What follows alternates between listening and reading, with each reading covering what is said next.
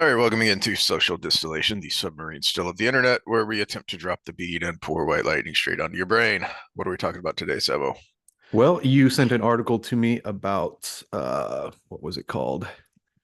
The rapid Rapid onset. onset political enlightenment is the title of the article. The subheading is How Barack Obama Built an Omnipotent Thought Machine and How It Was Destroyed. It's by David Samuels and it's in Tablet magazine, um, which we may get uh, canceled for because I think it's a primarily Jewish magazine, which is problematic once again. Funny how that is a Yeah, recurring theme. I don't know where the cancel meter goes on that because I think it actually if you're anti-Semitic on YouTube, you get canceled, but if you're anti-Semitic on TikTok, you're okay.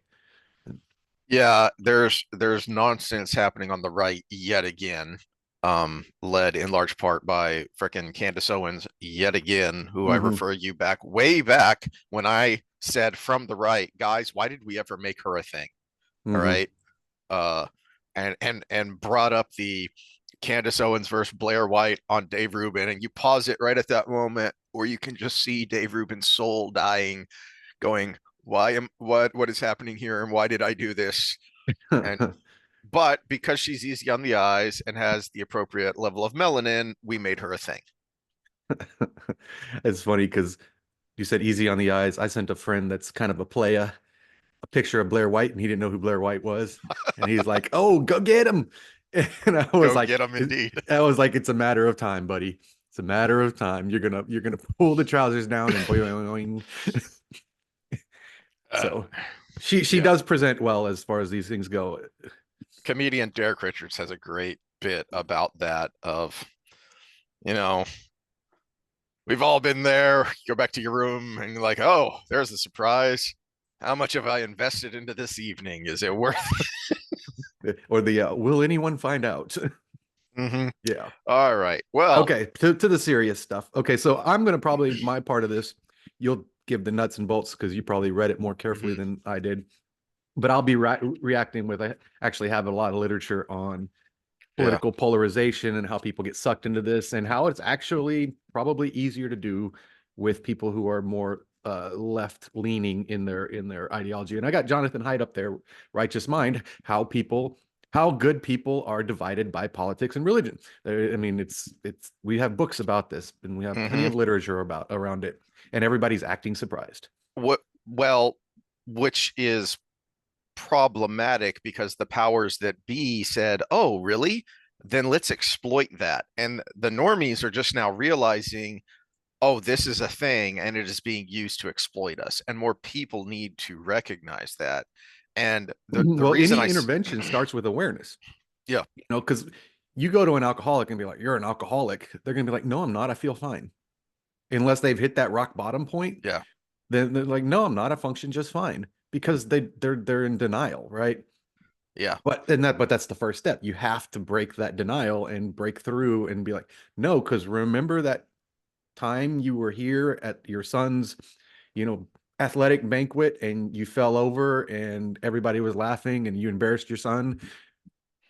Okay, that's one data point, but that was only once, and you just kind of Mhm. keep breaking through and breaking through and breaking through. And the one of the reasons I sent you this article and said we should talk about it is, I quote, "There's a lot of psychological mumbo jumbo in here," and Yeah, and some of it I wasn't following too well, mhm. because I was like, that I think they just added that for drama, but Well, the, but where part of the psychology comes in, and this is important, is what is Gad Sad's focus? He is an evolutionary psychologist, but his focus and where his his academic profession focus is was consumer, consumerism, yeah. marketing. So where the guy who kind of helped Obama come up with this manipulation of social media, he comes from a marketing background. His parents were big time marketers. Hmm. Why is that important? Who was Edward Bernays? Uh, he was what was the he convinced what was his big marketing thing, his big breakthrough? It was something with women convincing him. Yeah, Yeah, I can't remember the exact one, but it was he had a oh, it's couple. the Diamonds Are Forever. Diamonds Are Forever, De Beers, because that diamonds weren't a wedding thing before that, but they wanted to sell diamonds. Mm, Diamonds are forever, and all of a sudden, the entire country and then the entire world associated diamond rings with weddings, yep, and that it that was has to be so, your engagement so ring. Yeah. fast, and everybody was doing it in a way where they're like, it's always been like this. And he was a an early pioneer of he's called the father of public relations. Really, what he Hmm. is the father of propaganda. Yeah. He came up with the word when it wasn't before it became a dirty word, and it's all crowd psychology, Well, which is fitting because he's a nephew of Freud. yeah, Chase Hughes. I think I'm getting the name right. He's the Fort Bragg psychology, I guess, guru there for the soldiers, uh, and and he's the one he's kind of making the rounds right now and being like, "Well, I could probably get you to kill somebody in about an hour, and with that, he always brings up the Milgram experiments and all the Ash conformity experiments and all of these things that we've seen in the past, which you probably can't even do and get an IRB for because it Mm-hmm. was kind of cruel and unusual. Yeah. What they did, I mean, they had people shocking a supposed person because they were getting answers wrong on a number test all the way up to the point where it would kill them, and they would have audio playing back to the person shocking them going, I can't take it anymore, I have a heart condition, and the proctor's just like, you got to keep going for the experiment, and they kept going, but to the point where there was so much dissonance that people were getting physically ill. They were throwing up, and there was one person that had the shakes for like a month or something after that. The people performing it were so manipulated that they were doing something so against their nature that their body rebelled against them. And yeah, so he's the one I learned about uh, the Diamonds Are Forever from. Um, I wanted to preface this first with encouraging anyone who hasn't watched it yet to go watch Peterson's "We Who Wrestle with God in the Image of God" lecture, um, which is funny because he almost doesn't even refer to the verse because it's you know even before he gets to the scripture part of it, it's like it's an hour and 15 minutes and it's like 45 minutes of setup. Um, but for good reason because our thoughts on identity are so skewed. And how does this relate to today? Well, one of the things he says early on is um, we have made the sacred political. We've made the political sacred. And he uses the verse, render unto Caesar what is Caesar's and unto God what is God's. And when you conflate the two, I love the way he puts this, is you turn God into Caesar, which isn't good, but even worse, you turn Caesar into God, which literally happened. That Julius Caesar, the cult of Caesar was created by Julius Caesar for power purposes.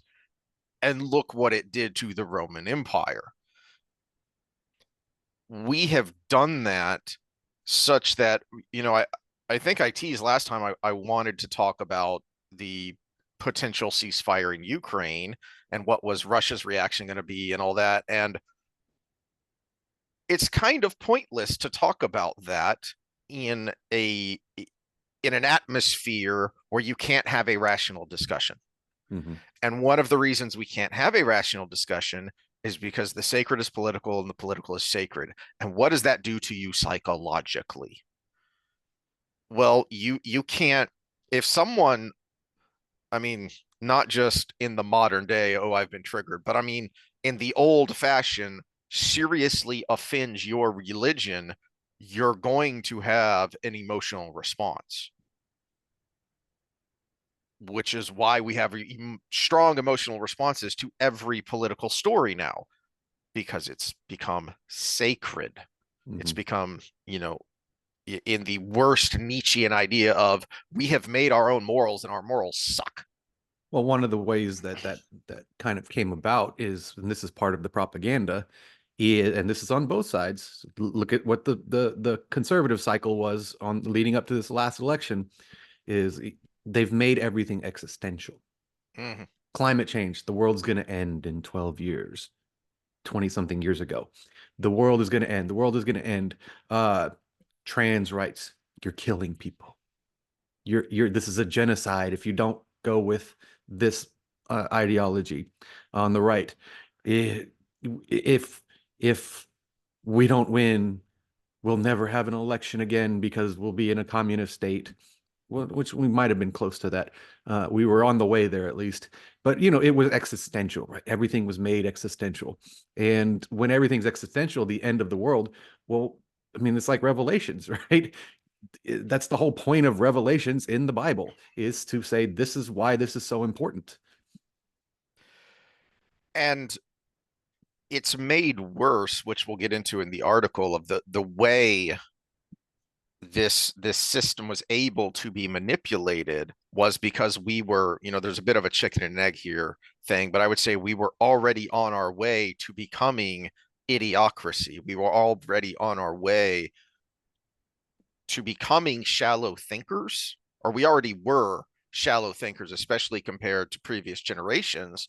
And now, as I've ranted about the old man yelling at the cloud, now you put this thing in your pocket where anytime you have a question, you just pull it out, you ask your question, you look at the top line, you say, okay, that's the answer, and you move on. One of the other things Peterson talks about in that lecture, which is astounding, because okay, this is someone who taught at Harvard, and he also taught at the University of Toronto, which, while it's not Harvard, it is still a very highly regarded, prestigious university. And one of the things he talked about is he was appalled at how almost none of his students knew how to write an essay, knew how to write a good essay. Mm-hmm. And he talks about how what he had to do is, you just want to mark everything red because it's all terrible, but you got to pull yourself back. You can't do that because that's not helping anyone. And he would know, he's a clinical psychologist along with being a professor. So instead, what he would do is he would use the red, and he said sometimes you would have to dig, you would have to dig deep, but somewhere in there would be at least a kernel of a good idea. Mark that. Say, good, yes, more of this, to boost that person so that next time you don't have to dig so far to find the good, and more and more.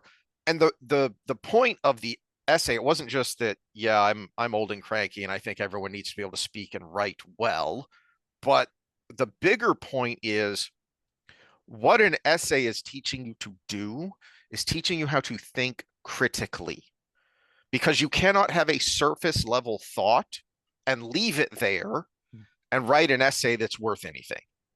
You have to dig deeper. You have to think beyond that first level, beyond that first order of, oh, idea. Okay, spit it out, write it down. No, keep going, keep thinking. So we are able to be manipulated because we see the thing and then we're done. To the thing I wanted to talk about, the Russian ceasefire, when Trump and Vance and Zelensky had that blow up in the White House, it was all hysteria online of, from the left, Trump is a Russian agent. Trump is a Russian agent. The Russia hoax came back in full swing. Mm-hmm. Then when Zelensky agreed to the ceasefire a couple weeks later, it was all on the right. Aha, 4D chess. And then a little while later, Russia launched a pretty massive offensive, especially of drone strikes and other things. And it was CCC, Trump's a Russian agent, Russia's not going to go along. And then it disappeared. The point I'm making is, I'd love to talk about it, but where's the news? It's gone, because Mm-hmm. we're on to the next thing. It's the next existential crisis, which I think the last couple of days was this kerfuffle where a not so friendly reporter was accidentally added to a group text Mm-hmm. of national security stuff. Now, nothing classified was talked about, but it was still a big embarrassment and a big faux pas. And now it's see, these people are amateurs, they're morons, we have moved on. And in a day or two, everyone's going to forget about that. And we're going to move on to the next existential crisis. How and why? Well, let's jump into this article here and the manipulation of public opinion, because this is really what the crux of the article is he's talking about how with social media, the media changed from convincing the public to manipulating the public, which even in the days of old-fashioned yellow journalism, as it was called, which was just pure propaganda. You go back to the big example that is used in American history is the Spanish-American War, that Hearst primarily, who was Post, I think it was the New York Post or Times, Post, I think, what was Hearst.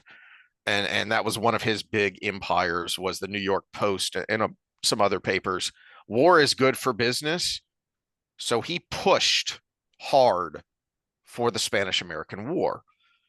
Well, you still had to convince the public, and there was still some manipulation, but there was also pushback because there were counter ideas. Is the Post would publish this, but another paper would publish this, and people would have these debates.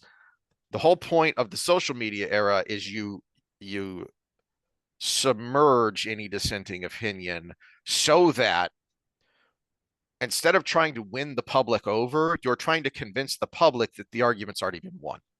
And so let's start here in the well, and people convince paragraph. themselves. One of the papers I have up, and this is where important with social media, Keating, Bovin, and Judd out of Colorado, they did basically a study on focus groups and partisanship, and they did a rating of how conservative that you are, or actually more how Republican you were, how Democrat you were, how much you supported the candidates at the time. I think it was Bush Gore at that time.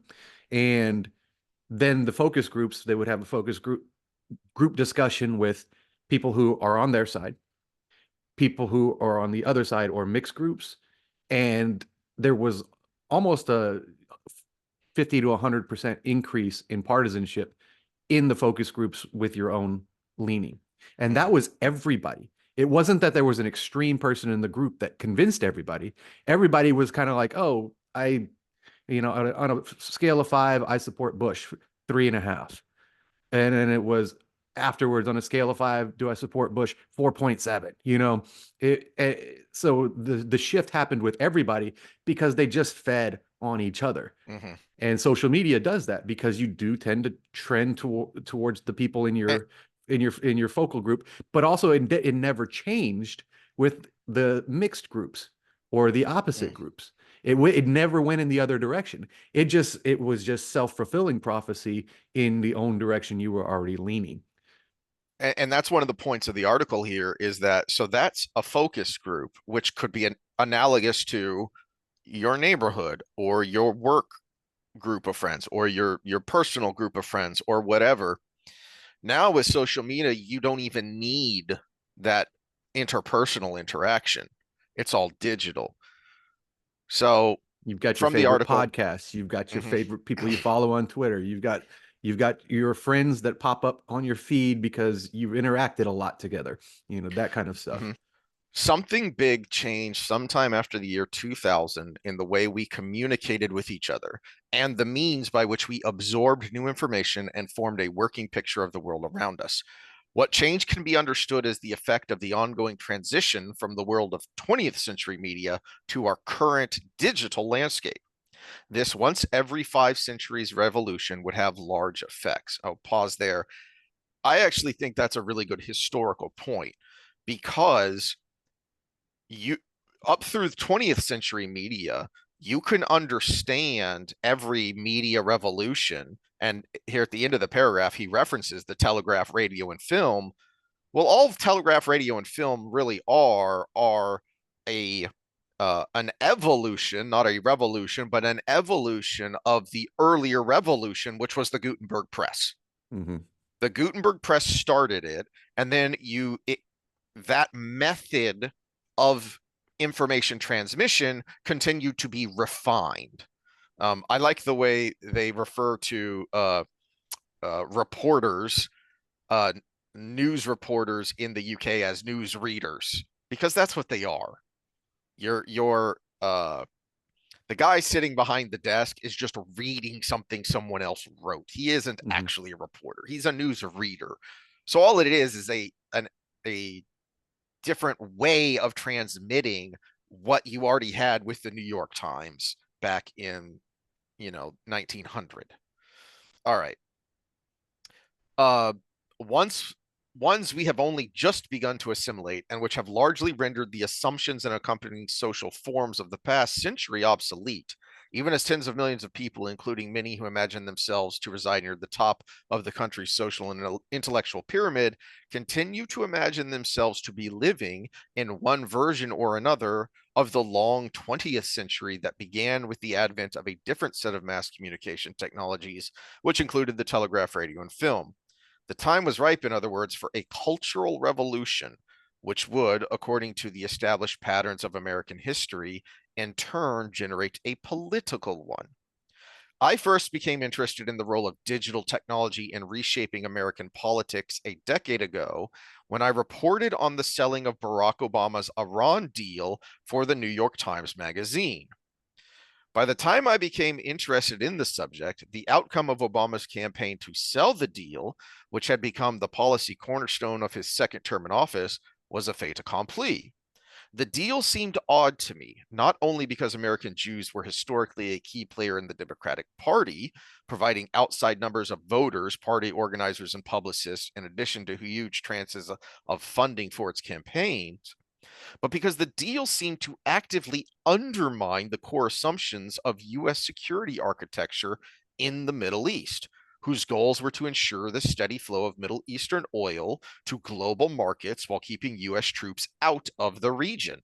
A Middle East in which the U.S. actively balanced a revisionist anti American power like Iran against traditional U.S. allies like Saudi Arabia and Israel seemed guaranteed to become a more volatile region that would require exactly the kinds of active U.S. military intervention that Obama claimed to want to avoid. Nor did turning over major shipping lanes to Iran and its networks of regional terror armies seem like a recipe for the steady flow of oil to global markets that in turn help ensure the ability of U.S. trading partners in Europe and Asia to continue to buy U.S. goods.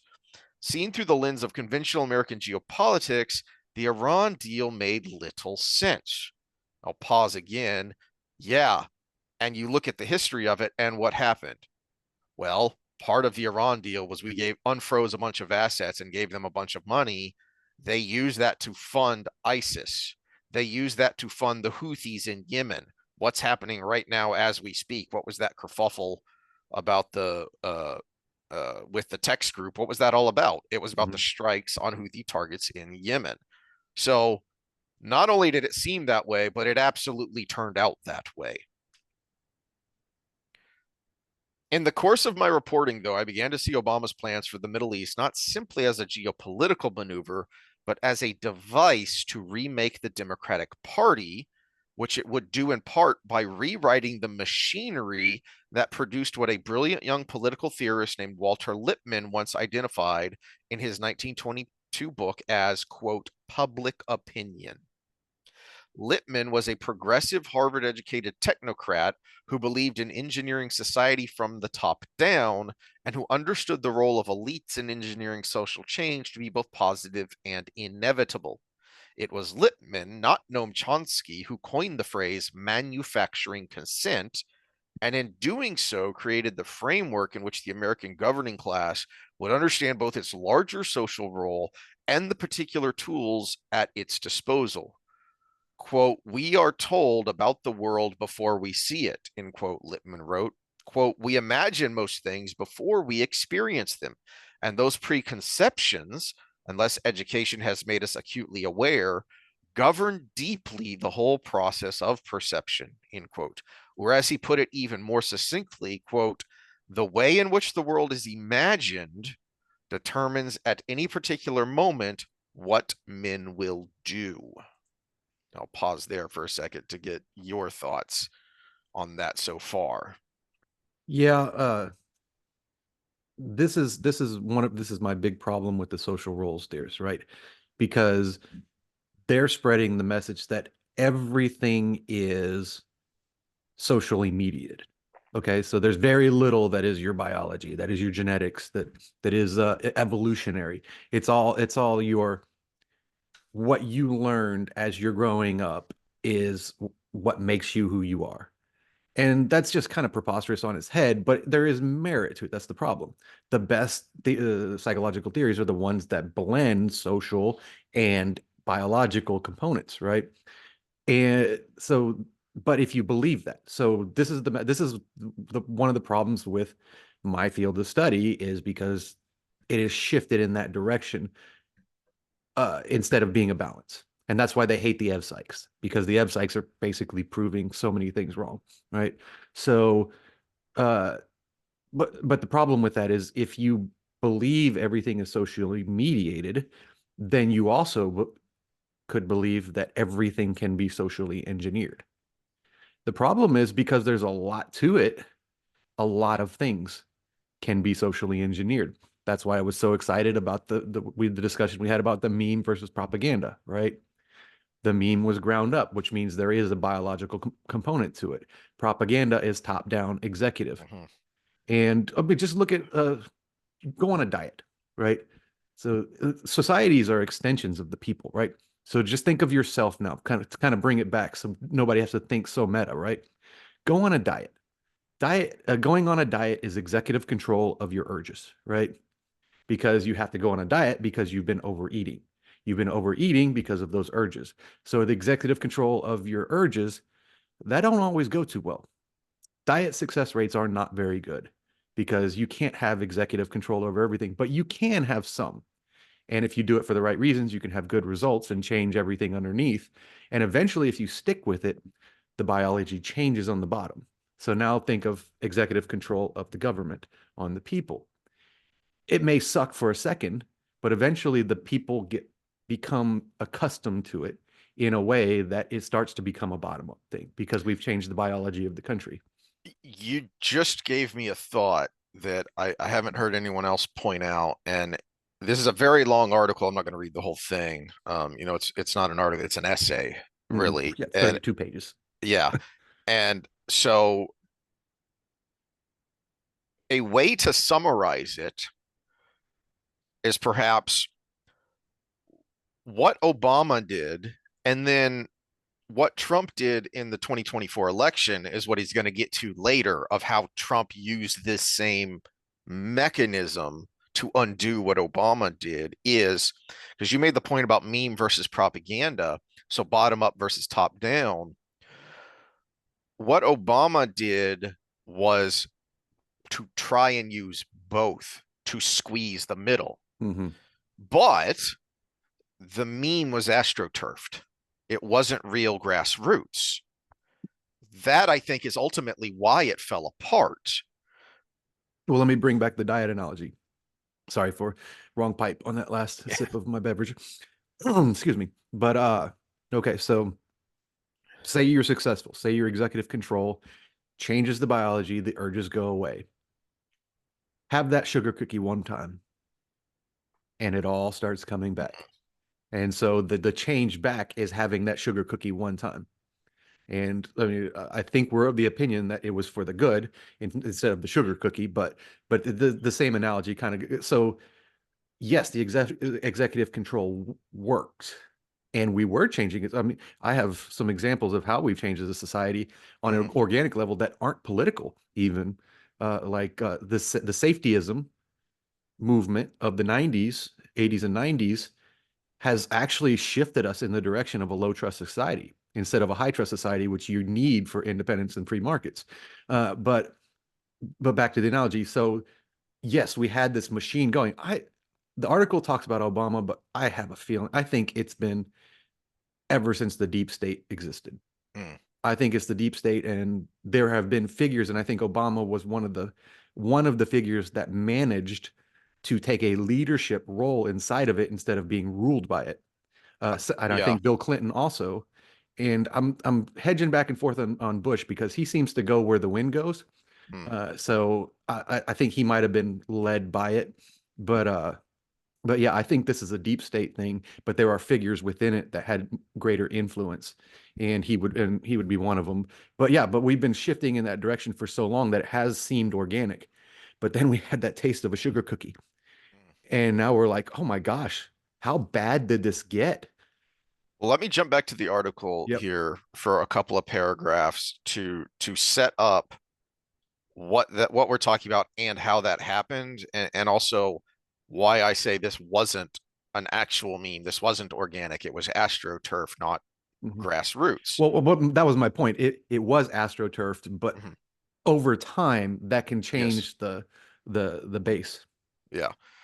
Um, the collapse of the 20th century media pyramid on which Littman's assumptions rested and its rapid replacement by monopoly social media platforms made it possible for the Obama White House to sell policy and reconfigure social attitudes and prejudices in new ways. In fact, as Obama's chief speechwriter and national security aide Ben Rhodes, a fiction writer by vocation, argued to me more than once in our conversations, the collapse of the world of print left Obama with little choice but to forge a new reality online.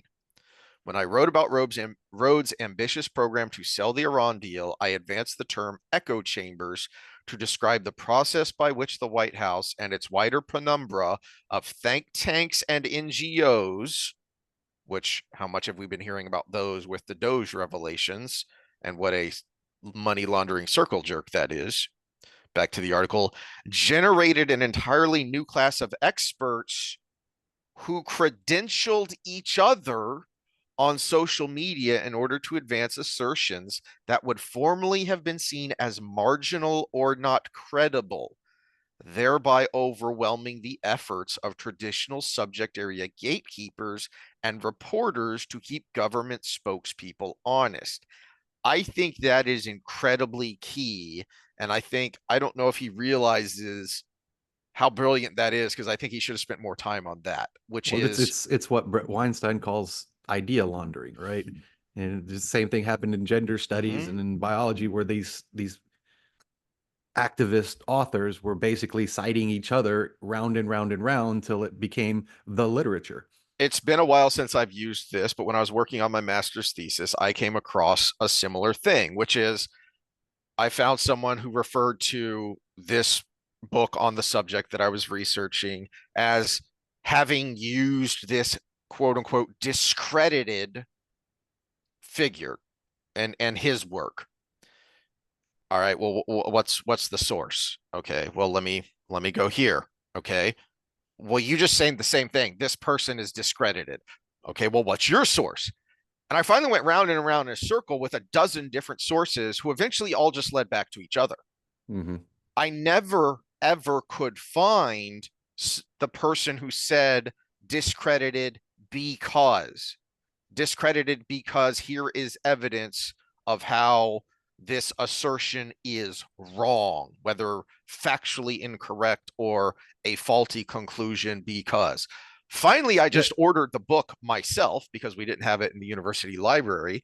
I just bought the book. And when I got it, I was like, what do you mean discredited? The book itself is mostly just a document uh uh anthology, essentially. So the author would write for each chapter a few pages of introduction of what are these documents and why they're important. And he was a former intelligence officer, and he was, using memos from the Department of Naval Intelligence and the FBI and these other sources. And then he replicated those documents. Okay, well, if he was discredited because those documents were forgeries or wrong or whatever, that would have been very easy to point out. And some of those documents I did have access to. And so I double checked a bunch of them. And no, what looks like a photocopy in the book is actually a photocopy, because I've seen the actual document. Because the University of Oklahoma State is a government repository for a bunch of documents.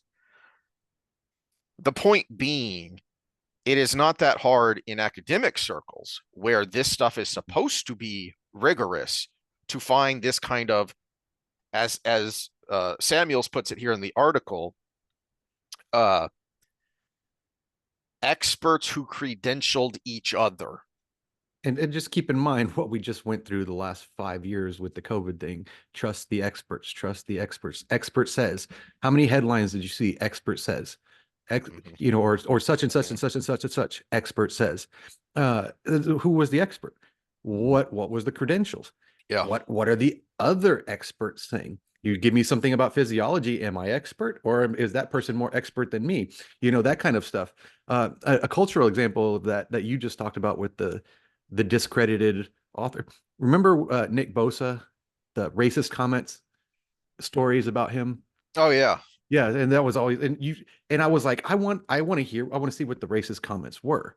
So I was looking it up, looked at the first news story, and it cited another news story, and then it cited another, and they were just citing each other without ever disclosing what the racist comments were. And sometimes you can get to the bottom of it. Just oh shit.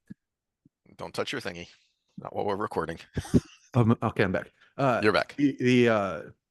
I finally found the actual comments, just like you bought the book and found the actual documents. He criticized Colin Kaepernick. Those were his racist comments. He Wow. criticized Colin Kaepernick. He said he's inflaming the country or something, and I respect the troops. That was the extent of his racist comments. I was expecting to find he said something to somebody in a locker room and somebody recorded it or what. No, that was it. But stories abound, and everybody's hating on Nick Bosa, Mhm. and I'm like, he might be a bad dude. I don't know, but this isn't it. But it was the news cycle. And you could just type it in Google right now, Nick Bosa racist, and you'll get a whole bunch of articles that come up. That's to me, that's defamation.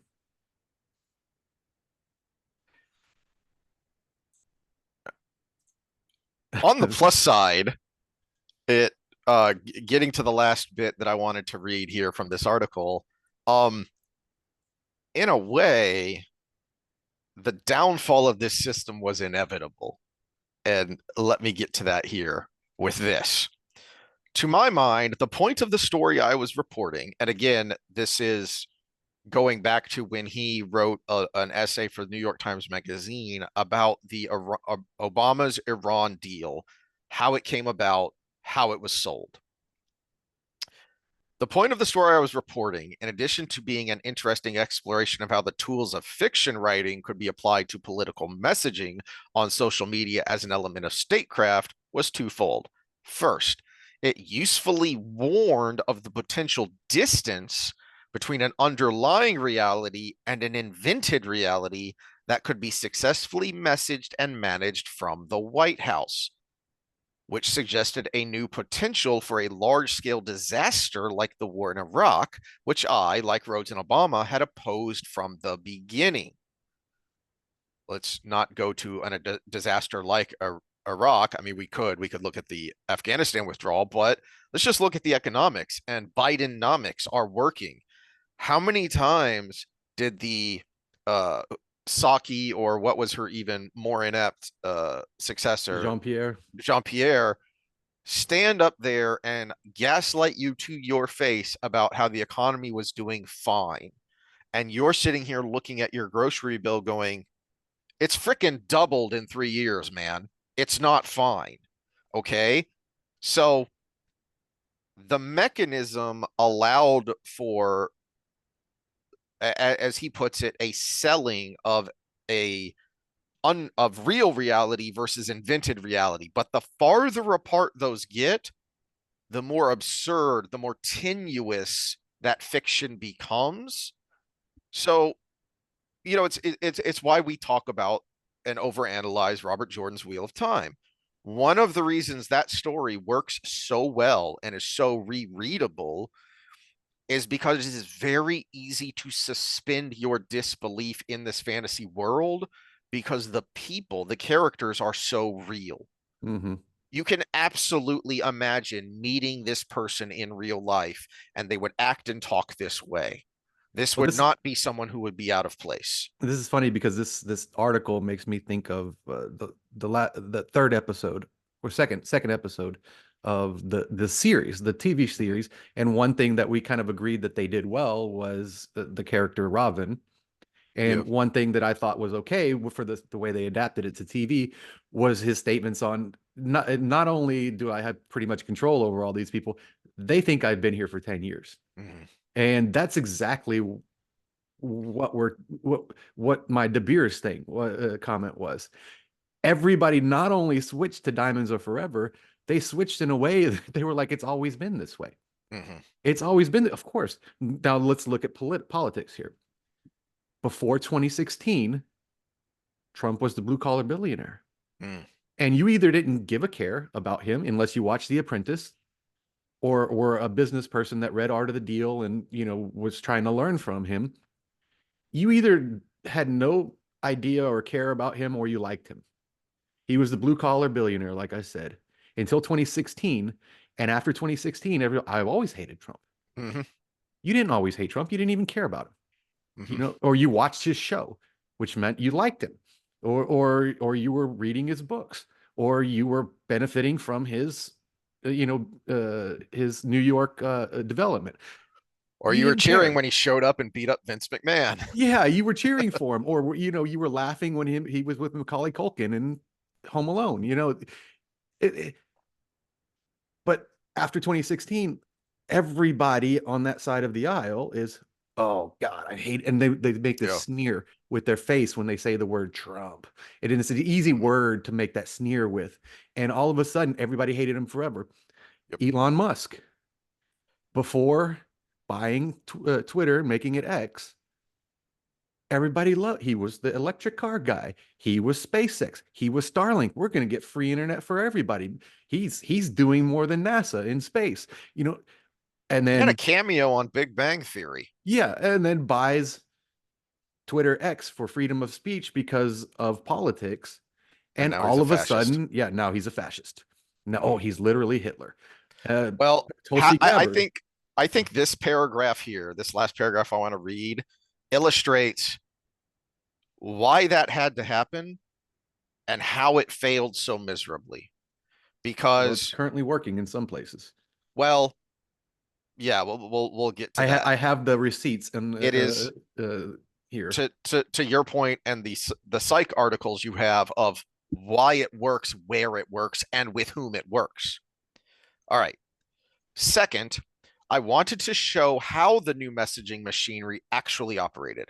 My theory being that it was probably a bad idea to allow young White House aides with MFA degrees to create public opinion from their iPhones and laptops, and to then present the results of that process as something akin to the outcome of the familiar 20th century processes of reporting and analysis that had been entrusted to the so called Fourth Estate to set a set of institutions that was in the process of becoming captive to political verticals, which were in turn largely controlled by corporate interests like large pharmaceutical companies and weapons makers. Hillary Clinton would soon inherit the machinery that Obama, with his aides, had built along with the keys to the White House. What would she do with it? And then, of course, as he says, what I did not imagine at the time was that Obama's successor in the White House would not be Hillary Clinton, but Donald Trump. And so he goes on in the next couple of paragraphs to point out that, but Trump being actually physically residing in the White House was, quote, a mere detail of power. That, okay, well, that was unexpected, but we still control these levers. And we're going to still use this manipulation to undermine his presidency. What happened in 2020? Okay, well, how is that different from 2024?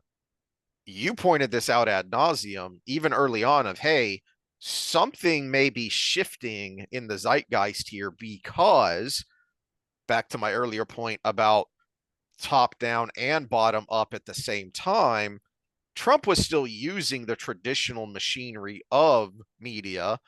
I've referenced that CNN town hall, which was a blatantly hostile, venue, but he still used it to push his message top down traditional style. But then what did he do? Theo Vaughn, Joe Rogan, you know, all these other podcasts that I hadn't even heard of, but to Flagrant. That was yeah, a good interview. Yeah. To your point about Zelensky on Friedman, Lex Friedman. on Lex Friedman, you can't fake it for 3 hours. 2 to 3 hours with Vaughn, Rogan, etc. You can't fake it, and people are going to take notice, and that is going to be different from the AstroTurf. Mm-hmm. And so the AstroTurf still works for, to your point, the people who want to stay in their opaque bubble, that want to be fed Orange Man bad, Trump Hitler, Elon Musk Nazi, etc., and so forth. That still works for those people. Well, and But for anyone who's not a true believer, that falls apart. it's also not manufactured scripted interviews like Mm-hmm. 60 Minutes with Mm-hmm. Kamala, right? That are edited out and stuff. Theo Vaughn threw hardballs at Trump because he would open his question with, people that are kind of aligned with me politically are concerned about this. And we don't think you align with this, but it is very important to us. What do you say to that? And he would have to answer. He'd be like, well, I'm not aligned with it. And this is why I'm not aligned with it. Or he would say, well, that is a deep concern. Tell me why y'all are concerned about it, and I might change my opinion. And it was like, whoa, okay, that's different than a pre-scripted interview that you get on CNN or whatever. And so, yeah, that actually changed the game, because part of faking it is you have a script. You're reading from a prompter, or you memorize the questions ahead of time. When you actually have to answer questions that challenge you, you're going to have tells. You're going to have ticks. Your narcissists are going to cover their mouth because or even cover their eyes, because that is a physical sign of, I am trying to hide that I'm lying. Mm. And so, yeah, there's all kinds of things that play into it. And it worked for him. He didn't always give great answers, but he at least gave real answers. Yeah. Yeah. And I think my wife is a good barometer of this, because she definitely leans right philosophically, but she's not political. Mm-hmm. She'll see a story every once in a while that she'll share or that she'll get annoyed with. Um, so in the sense of news consumption, she's a normie. And her big gripe with Trump was something I said around the debate, which was, I keep hearing from people who know him, no, he's a good guy, trust me. All right, fine, but I don't see it. He needs those moments of empathy. You have to be able to show, I'm not this caricature that is being created by the machine that is talked about in this essay. That is how you break through that, is by showing, not telling. Mm-hmm. You can, late great Rush could say all he wants, and yeah, he had a tremendous amount of trust with his audience that he had built up over decades. But you can tell me all you want. I know Trump. I play golf with him. He's a good guy. If I don't see it, I can't believe you, even if I want to believe you. Mm-hmm. Well, something these long form interviews did is it, especially the Theo Vaughn one, when they talk about addiction. Yeah. That was very real. That was empathetic. That is, here is a good and decent human being having a deep conversation with another human being. Mm-hmm. Yeah, you would think they were in an AA style meeting together, Mm-hmm. because for those that didn't watch it or don't know who Theo Vaughn is, he's a recovery addict, and Trump, of course, he's I, I don't know if anybody, I would say famously, but I don't know if the mainstream media doesn't talk about it. He doesn't drink, doesn't do drugs, doesn't do any of that stuff. His biggest vice when it comes to things he puts in his body is McDonald's, Yep. But his brother was. Yeah. And you could see his emotion when you talk about his brother. And then when he would talk to Theo, he was actually asking questions to Theo, like, oh, well, what kind of things trigger you to want to do it again, or how are you hanging in, and what works for you, and how is this going, and then like encouraging him, like, hey, keep on it, because it's the best thing for you. And it was like, that was a moment where it actually flipped the script. And I thought that was exactly what he needed. But of course, only people in the echo chamber kind of saw it. Well, I say that Theo has a very diverse audience, but Yeah, the and question is that's how what I much of think. that audience that doesn't like the Mm. T-Man tuned out? That's always the big question with those. Well, there's going to be an element of that, but by the election results, I would say there was a bigger element of people who were on the fence, who were listeners to, fans, followers of the interviewer, who Hmm. said, "All right, well, I'll check this out because I like this guy." You know, it's like what I've said about why I used to watch Crowder, is because even when he would say something that was wrong or annoyed me, he made me laugh. And I'm like, all right, if you've got a good style, if you can make me laugh, then I'll watch your videos, I'll listen to your podcast, because you need a bit of that cathartic release along with your news consumption so you don't go completely crazy. And so it would seem that more people tuned in than tuned out because Orange Man bad. I think the applicability to now, though, and the trick now is that obviously worked.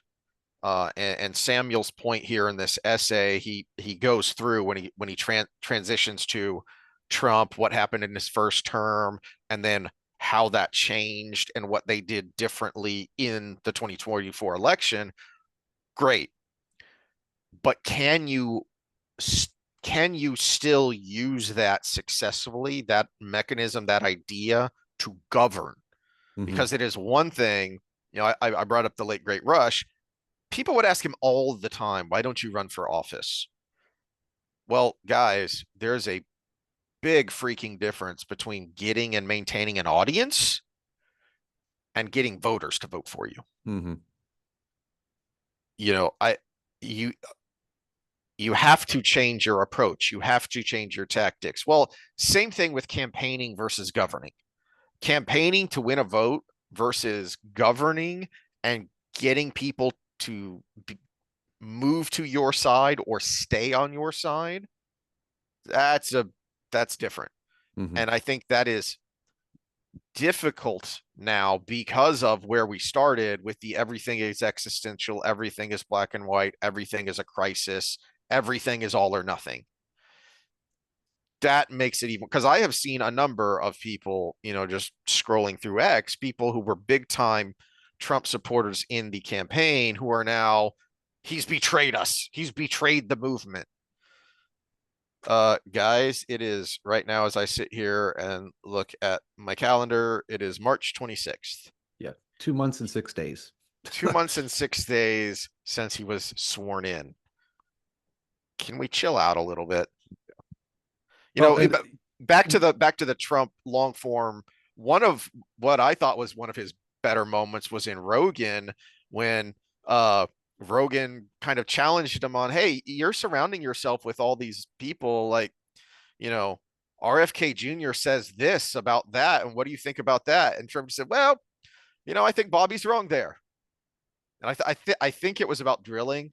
I think it was about hmm drilling for oil in particular. But basically, what Trump says is, "Hey, I listen to Bobby. I don't always agree with him, but I'll always listen to him."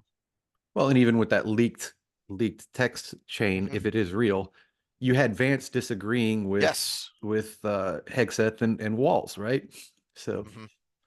Yeah, that's a big deal. Is Vance and Trump was clearly more on the side of, from what I've seen and heard of this text thread, is that Trump had already kind of made the decision, all right, we want to hit the Houthis and we want to hit them hard. And Vance was not shy about saying, I don't think this is a good idea. I disagree. But ultimately, all right, this is what the president wants. So how do we best do this? yeah, I was thinking of an That's a big analogy deal. that kind of puts it, again, grounding things to less global so we can kind of identify with them more. It's like, what were the Houthis doing? They were firing on ships that were going through the canal, right? Mm-hmm. But they weren't extending beyond that. And I was like, well, what do you do? So it probably is the right decision, because I was like, well, it's like a dude sitting in front of the grocery store glass doors with a lead pipe. And no, he's not going out in the parking lot and whacking anybody, but anybody who tries to go through that door, he whacks him in the knee. I mean, what are the cops supposed to do in that situation? He's not going and hurting anybody, but if they come to him, they get hurt, or they try to pass him, I should say, they get hurt. Do they just reroute everybody to the other doors? Well, that's pretty inconvenient for everybody and costs a lot of manpower, which in the global scales is billions of dollars, right?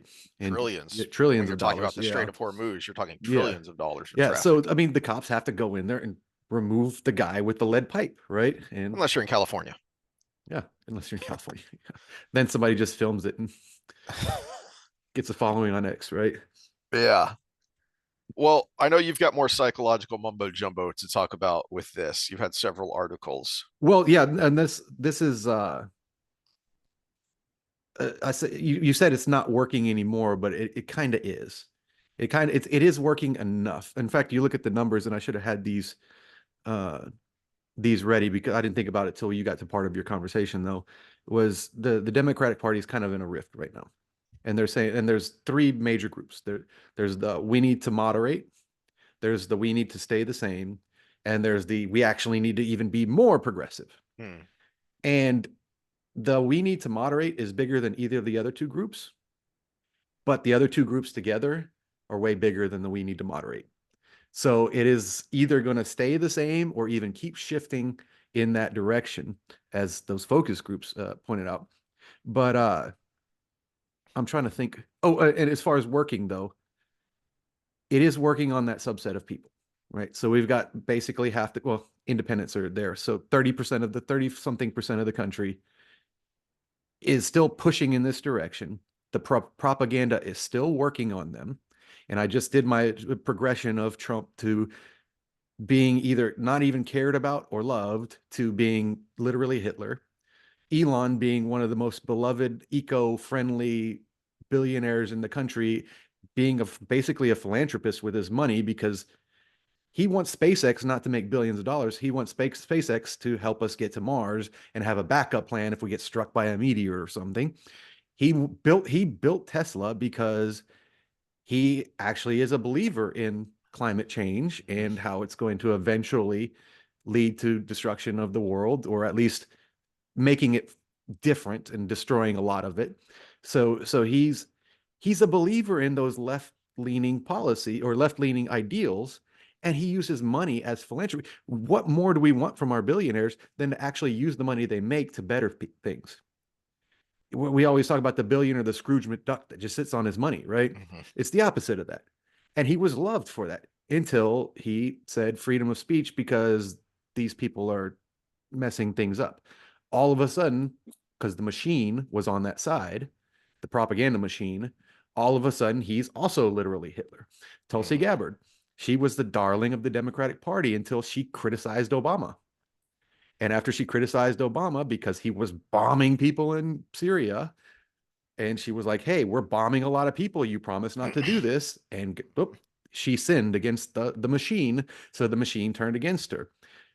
Bobby Kennedy, the hero of the Hudson River, the eco-friendly environmentalist lawyer that is, taking down these giant corporations that are destroying the environment and then messing with our formula and all of these things on the medical end, all of a sudden is public enemy number one because he dared to run against Biden. He defied the machine.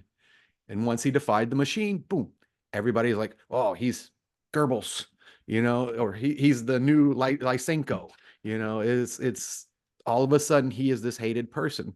So it is working, and it's working to such a degree that we're getting things like this. Oh dear. That's the Tesla dealership Oh yeah. being burned. By the way, environmentally friendly stuff, not only are you burning EVs, which you're kind of contradicting yourself, that was, if you're just watching there, you see A the big spark. exploding, Yeah. the exploding lithium battery. Do we know what happens when lithium burns and goes into the atmosphere? You have to call in a hazmat crew Yeah, not a whole because lot good. And that's going to that be cleanup is rained going to be down bad. somewhere. Yeah. Mm-hmm. That's going to be rained down somewhere. All of those chemicals in the air, cobalt, lithium, all of these things that we shouldn't be breathing in, we shouldn't be having in our water and all this. So Putting out those fires means a lot of yeah, those chemicals are going to be you can't washed pour water on into it. the drainage, into the water. Yeah, you can't pour water on that fire because it will actually make it go hotter, because that's Yeah. how lithium works. Lithium is combustible in air and even worse in water. So they have to use some special chemical, which we don't know what that chemical does to the environment. And it Mhm. takes longer, and basically they almost have to burn out, and they just kind of cover it up a little bit. Yeah, they have to Uh, use the magic foam. I can't remember what it is, but yeah. it's the same kind of stuff they use on aircraft crashes and fires. Yep. And here's more of these, oops, get out of the way, advertisement. These Cybertrucks being destroyed. And this is where I was going. Not only is the propaganda working, Hmm. but the literature I have here is things on asymmetry of love and hate drives when it comes to conflict with political parties. Uh, Political stereotypes are exaggerated by motivated social cognitive differences. And this one is, I highlighted this statement critically. This is Shearer, Winshit, and Winschlicht. I hope that's not shit. Winshit. It is Winshit and Graham. Critically, political stereotypes about Democrats and Republicans mirrored but exaggerated the actual differences. That's important, right? Despite overall tendency of participants to engage in stereotype exaggeration, Democrats particularly engage in greater stereotype exaggeration compared to Republicans, and partisans engaged in greater stereotype exaggeration compared to more moderate party members. And then we get to left-leaning men and the actual precocious manhood and violence. Left-leaning men are more likely to get violent when it comes to political aggression. And then we have cars burning down, all because of propaganda and echo Yeah. chambers. And the only hope there is that the tails of the bell curve are being so extreme that it's going to convince a bunch of people in the middle of, oh, these people are nuts. I don't want to be part of this. I mean, I don't like the Well, things the news this guy cycles are, says or does, but that's just crazy. the news article I brought up was New York Post, which will be a little bit more fair, but they're still even saying vandalism. It's vandalism. No. It's vandalism. No, they are correct to say domestic terrorism because Yes. they are using violence to try and sway political outcomes Hmm. by Hmm. causing terror. That is the Definition. definition of terrorism. So all of these years that we've been given the headline white supremacist domestic terrorists, Patriot Front, what is it? Where the Boogaloo Boys, which are left leaning, by the way, and what was the one with Rico Tario? Proud Boys. Proud Boys. All of these, they're the greatest threat to society. Name the violent act that they did. I mean, I guess you can kind of throw Jan 6 in there because they arrested him for it, even though he wasn't there. But yeah, name all of the stuff. Did they go out and do stuff during the Summer of Love? Did they go? I saw a video a month or so ago where the Proud Boys guy, Enrico, got arrested because he pushed a woman away from him after she slapped him. This was in DC, of course, so the DC police were just waiting for a reason to arrest him. Mhm. Yeah. Yeah. Well, but that's the point. This stuff is still working, and unfortunately, it works harder on certain people.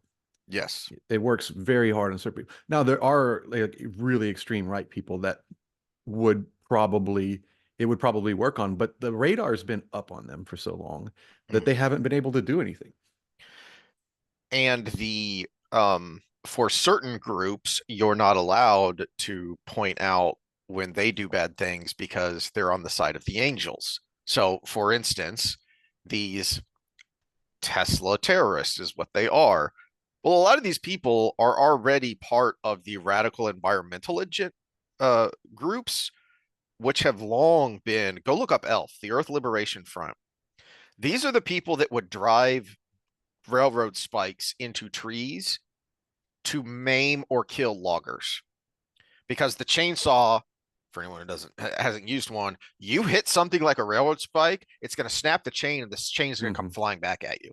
Hmm. And it happened. There were a few deaths and a number of serious injuries because of these people. and it wasn't widely reported because these people are on the side of the angels. Well, same thing with, how do I tiptoe around this? Andy No, NGO, uh, who's not a conservative. No, he's a gay Asian dude. He's a gay Asian lefty, but he's an Which his book old-fashioned is actually journalist. quite good. I have it up there somewhere. Yeah, Yeah. he's got a book on Antifa, Unmasked, yeah. which is incredible. His reporting on that, and he was literally assaulted, like felony assault by these people, Oh, he had permanent brain damage from it. Yeah. and he won't stop. He's still going. Well, he has been reporting on something for months now that the corporate media has been ignoring, and he calls it Trantifa. It is this bizarre group of uh, people who want to change out the transmission in their vehicles, and they're absolutely nuts, and they have committed a number of murders, including killing a man that they previously had maimed, and he was testifying against them. It is a dark rabbit hole to go down his reporting on this.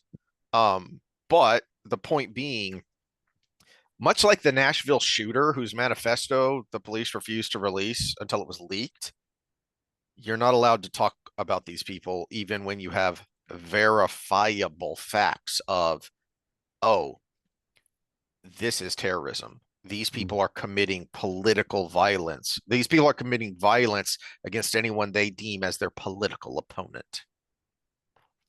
Yeah, and even on the smaller scale or cultural front, which is upstream of politics, right? Politics is downstream of culture. Look at some of the little things like the new show Matlock. And the reason this Mm, one comes up because of a conversation with a client. She's a middle-aged, late 50s female that did grow up in a time where it was just when women were coming into the workforce. And what did we have when women were just coming into the workforce? Well, you had a period of time where all of a sudden opportunities were cut in half, right? Because you doubled the workforce without doubling the jobs. And incompetent men, yes, were very misogynistic. So there is that. So there was a lot of discrimination going on. The competent men were competitive, and that was mistaken for misogyny because I mean, it's aggressive. Men are more aggressive than women, especially in a competitive environment. mm-hmm. And when you go in and that is thrown at you as a new member of the workforce, it looks the same as the misogyny. So how much of the old stereotypes of men just beating women down in the workforce was hyper competitive male environments? And so that was a thing. And then a lot of downstream effects, and that changed over time. Some of it was you weeded the incompetent men out. Some of it was men just got more used to sharing the workspace and figured out that actually it's great to work together a lot of the time. Mm-hmm. And then also more competent women, especially former female athletes coming into the workforce that can give it back as much as they got it. So over time that happened and we got to a good spot. And then we overcorrected. And the reason I brought up the show Matlock, because we're talking about cultural propaganda. In that show, she's playing a lawyer. Everybody knows Matlock, right? And behind the door, closed doors, the men are being misogynistic towards her. I think it's one of those, I haven't watched it myself, where it's just like Mulan. I would self-actualize if only the men would quit beating me down, kind Mm-hmm. of thing. Mm-hmm. And this client said, "Isn't it crazy how things haven't changed?" And she got mad at me when I said it. I'm like, so you're using a fictional account of how things are going to judge how things really are in the real world, because they're not like that anymore. Mm-hmm. In fact, it's overcorrected in the other direction. Anybody who did that to that lawyer in real life now would be in front of HR and without a job and blacklisted at this point. So it's like it's a different environment now, but the propaganda is everything's the same. So what policy is going to keep going when somebody wants to push an agenda, and people like her, which was a giant voting block, middle-aged white women, are saying, "Oh, it must be the same because it's fresh in their mind because they saw Mm-hmm. it on TV." And they say, "Oh, yeah, I support that thing." That thing that ends up down the slippery slope of gender affirming care or something, you know? So that's how these things work. That's how propaganda works, other than just the headlines, other than just the very false story. It plants seeds, and that's the purpose of Hollywood. That's why Hollywood got to run during COVID, because they are the lead cultural influencer in the country. And they make shows like this Matlock that still projects a misogynistic work environment that doesn't exist for the most part. There are some that doesn't exist for the most part in real life. It is the exception to the rule these days, and usually it's stomped down as soon as it's found these days. So that was one I wanted to bring in there. But then the other part is, oh no, here's another one. I talked about the safetyism, right? Headlines, oh, nobody's safe. I don't let my kids spend the night at their friend's house because I saw this story of the child predator that got caught with their friends over. We talked about that last time. But then the other one is, we have these little seeds, but then we have the big ticket lies. And this was a thing of Goebbels with Adolf Hitler. Tell a lie big enough, and you can get people to believe anything. So selling lies like women don't have any advantage, or males don't have any advantage in women's sports. Oh, geez. The lie that big. I mean, what bigger lie have we had in the last 20 years than, what's his face? The swimmer. Oh, I don't even remember. Yeah, okay. A 6'4" dude in a women's with long hair in a women's swimsuit does not have any advantage over all of the, maybe because they're athletes, pushing on 6 foot females, 5'10" females. Mm-hmm. And people ate it up. And if you buy that lie, the little misogyny lie, that's nothing. If you buy the big lie, you're invested. That's how cults work. And yeah, so propaganda, it works in mysterious ways, and it works well, because we are social animals. We spend 25 years of our lives honing our social identity. And these sound bites are specifically crafted to short circuit your cognitive centers. Much like you bring up Oreos, they are specifically crafted with the right ratio of salt, fat, and sugar to go to make your brain go, oh yeah, that's great. Give me more of that. I want, yeah. Yeah, and they're all targeted to certain kinds of people, because who's likely to watch a show about a female lawyer who's making her way through the big city is probably a middle-aged suburban woman, right? This is the same person who won't go walking alone in this certain park that's in the safest suburb in Texas, by the way, because there's a spot with a little backwood in it. And she feels so unsafe being alone in that spot because it's a dangerous world for women. Which, yeah, if there's a bad dude there that's going to do something, he could get away with it. But how many people walk in that park? The park's been around since like 1960, and there has not been a single mugging or raping in that park. Heck, I'm pretty sure Texas is a constitutional carry state, which for anyone who doesn't know, all that means is if you can pass the background check to buy a firearm, you don't need an additional license to carry that firearm. So join a gun club and get yourself a 380 or a small 9. Well, and that's the opposite response. That's actually the masculine response is, don't avoid the area that could potentially, in a small subset of probability, be dangerous. Do the things you need to do that it's not as dangerous for you. Talk about critical thinking and different levels of thinking. The safetyism example I always use is, so you don't drive.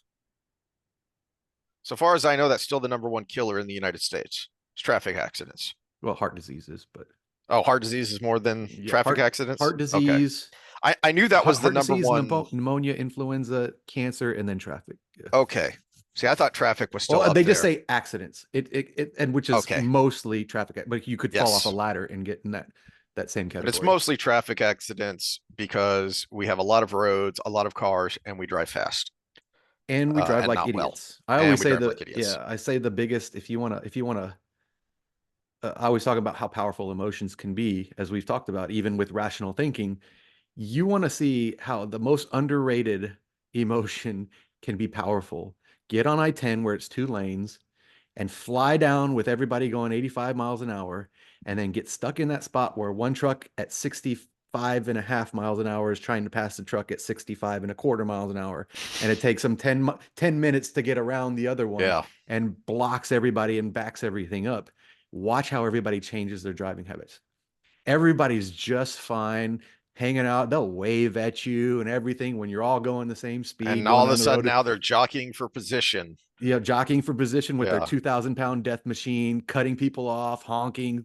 Yeah, it's You're not Tony Stewart and this isn't Daytona. Calm down, yeah, people. and you're not that important. Wherever Yes. you're going can wait about 10 seconds. Well, But yeah, the that's point to the safetyism and the awfuls is I need some me time. So I'm gonna go down to a Airbnb with the girls and we're gonna drink wine down on Galveston Beach. Are you sure? That sounds dangerous. I've been on I-45. It's like three construction zones between Houston and Galveston. well in You know it? Galveston, as opposed to our little park that I was just talking about, it's kind of a high crime rate. So Yeah. you know, But but for whatever reason, no. That is in your brain as safe. mhm. It's these other things that I don't like that, oh no, that's dangerous. Yeah. So yeah, the propaganda is at many levels. It's promoting the idea that nothing's changed since 1960 with women. So that's one, and we see how voting goes from there, right?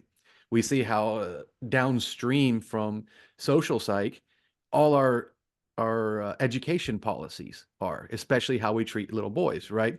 So all of these things are because we're sending a message and we're controlling the narrative on things. That's the important thing.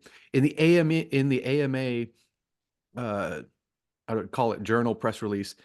Their official press release that is like we are doing things this way. It's like 50 pages. The first and second page are all about controlling the narrative. We need to control the narrative on these things. It has nothing to do with what's actually medically accurate. Oh, yikes. Yeah, we need to control the narrative. I mean, if you want to talk for a second, I could probably find it. I think I have a copy of it.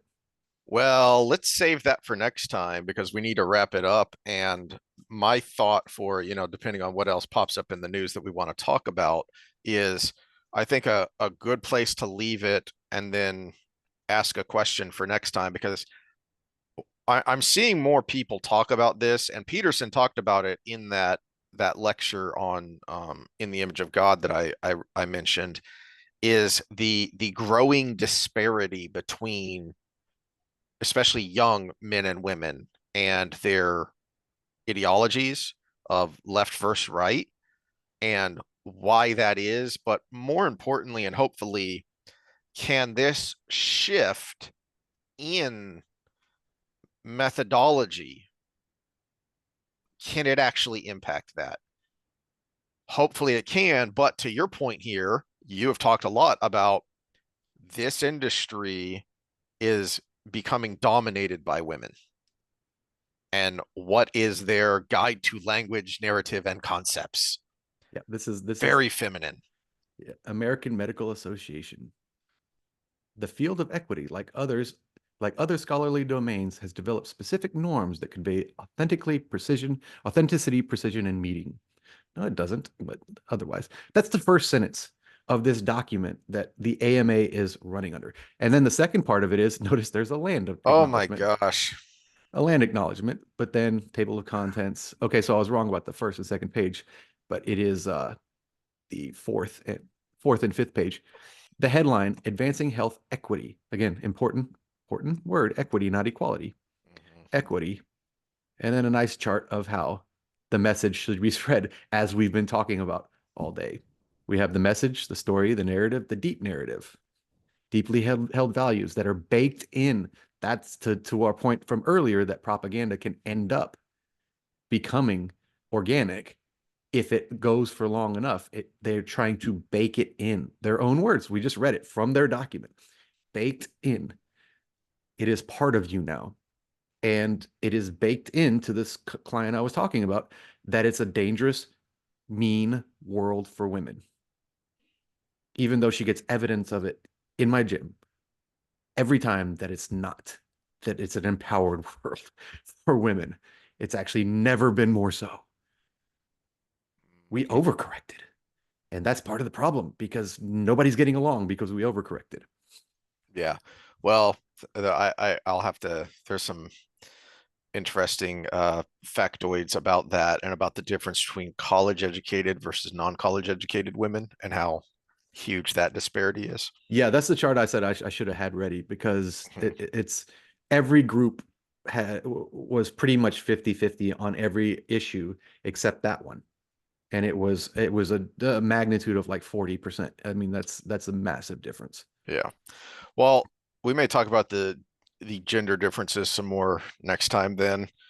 Um, Yeah, and we'll do it. And I want people to know, and I'll open with this next time is it's not about poor white boys or anything like that. It's about I want everybody. I want to the old raise all ships, right?